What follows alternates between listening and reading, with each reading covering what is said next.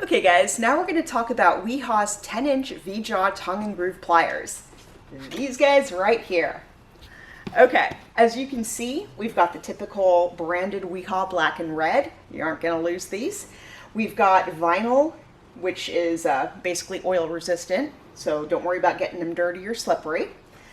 We've got, this is actually coated, and so it won't rust if you accidentally leave them out in the rain, which is perfect because I've been known to leave, unfortunately, tools out in the rain.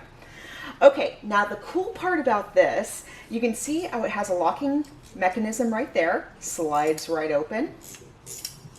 So it makes it super simple. Now, I've got a direct competitor right here, whose name I will not utter.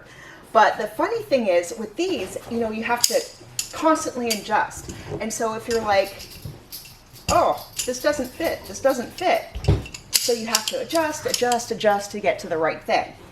With Wihas, all you have to do is open them up and you're good to go. You're gripped. So what can you say? Pick up a set today using the code Rachel_Thoreau for 10% off.